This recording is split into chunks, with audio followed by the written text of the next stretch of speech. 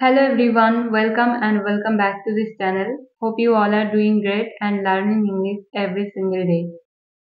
এই ভিডিওতে আমি আপনাদের সাথে শেয়ার করতে চলেছি 5টি অ্যাডভান্স ইংলিশ ফ্রেজেস, যে ফ্রেজগুলো আপনাদের ডেইলি লাইফে ইংলিশে কথা বলতে অনেক হেল্প করবে। তো এই ভিডিওতে আমরা শিখব যে এই প্রতিটা ফ্রেজ আমরা কিরকম সিচুয়েশনে ব্যবহার করে থাকি, আর প্রতিটা ফ্রেজের সাথেই থাকবে কিন্তু এক্সাম্পল, মানে প্রতিটা ফ্রেজ কিন্তু আমরা এক্সাম্পলের সাথে শিখব। তো প্রতিটা ফ্রেজ ভালোভাবে বুঝতে হলে আপনাদের ভিডিওটা একদম শেষ পর্যন্ত দেখতে হবে। তো চলুন ভিডিওটা এবার শুরু করা যাক।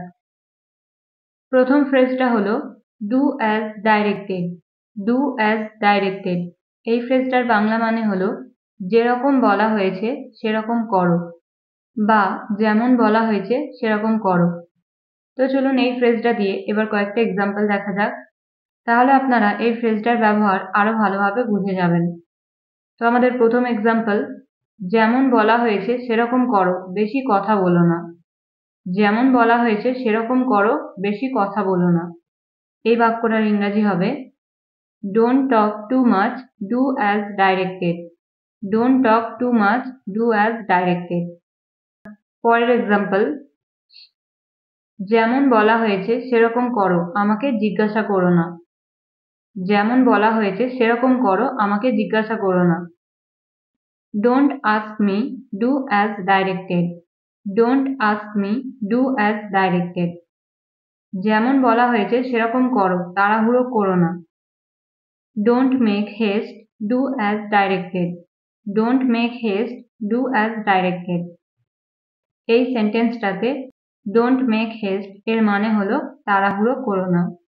পরের এক্সাম্পল, বেশি ভেবো না, যেমন বলা হয়েছে সেরকম করো। Don't think too much, do as directed. Don't think too much, do as directed. এবার আমরা দেখব পরের ফ্রেজ। পরের ফ্রেজটা হলো believe it or not. Believe it or not. এই ফ্রেজটার বাংলা মানে হলো বিশ্বাস করো আর না করো। বিশ্বাস করো আর না করো। ফর এক্সাম্পল, বিশ্বাস করো আর না করো, তুমি ভালো গান করো। বিশ্বাস করো আর না করো, তুমি ভালো গান করো। Believe it or not, you sing well. Believe it or not, you sing well. বিশ্বাস করো আর না করো, আমি কিছু জানি না।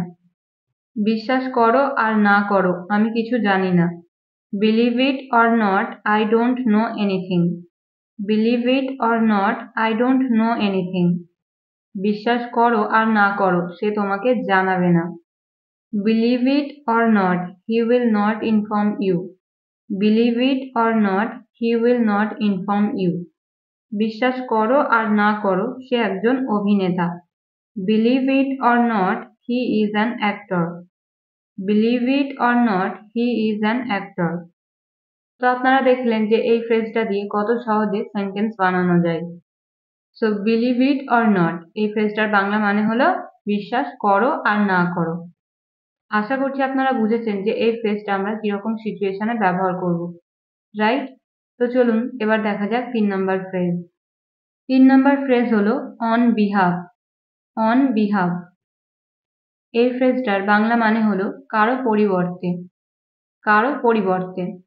ফর এক্সাম্পল, তার পরিবর্তে আমি যাব। তার পরিবর্তে আমি যাব। এই বাক্যটার ইংরাজি হবে I will go on behalf of him. I will go on behalf of him. আমার পরিবর্তে তুমি দেখতে পারো। You can see on my behalf.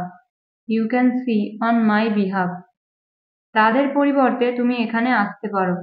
You can come here on behalf of them. You can come here on behalf of them. তার পরিবর্তে আমাকে করতে হবে। I will have to do on behalf of her.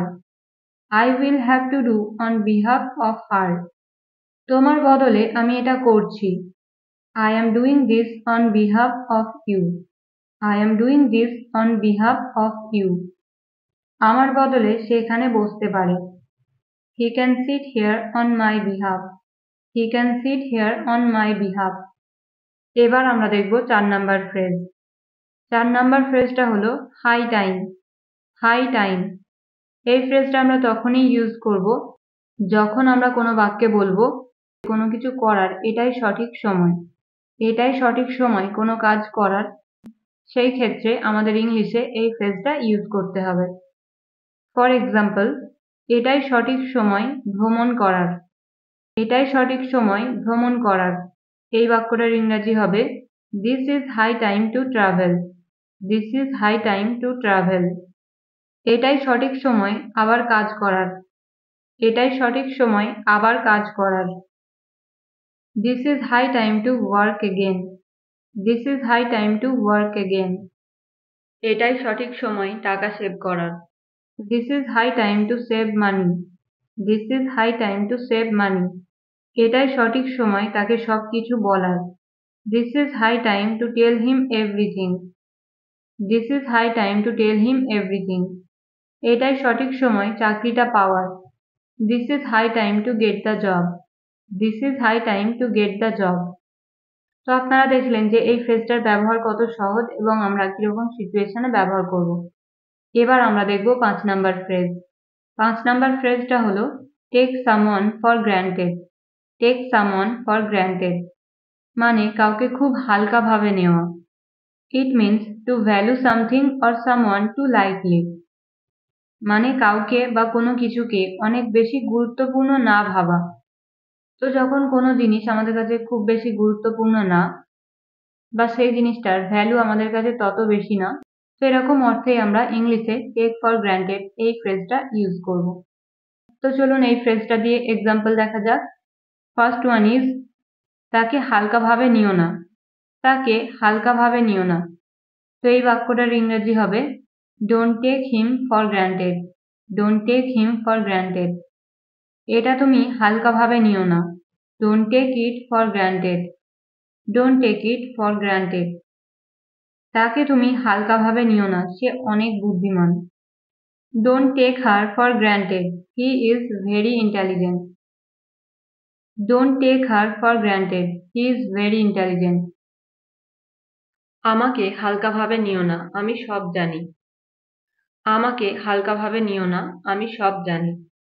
I know everything, don't take me for granted, I know everything, don't take me for granted। আশা করছি আপনারা বুঝেছেন যে এই ফ্রেজটার ব্যবহার আমরা কিরকম বাক্যে করতে পারি। তো এই ভিডিওতে আপনারা শিখলেন 5 ধরনের অ্যাডভান্স ইংলিশ ফ্রেজের ব্যবহার। আশা করছি আপনাদের ভিডিওটা ভালো লেগেছে।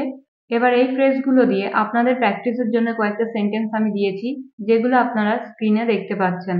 এই বাক্যগুলো আপনারা ইংলিশে কিভাবে বলবেন কমেন্ট বক্সে লিখে জানাবেন। তো আশা করছি আজকের ভিডিওটা আপনাদের ভালো লেগেছে। যদি ভিডিওটা ভালো লেগে থাকে অবশ্যই একটা লাইক করবেন এবং কমেন্ট করবেন। So that's it for the video. আবার একটা নতুন ভিডিওর সাথে দেখা হবে। Till then stay happy and keep learning.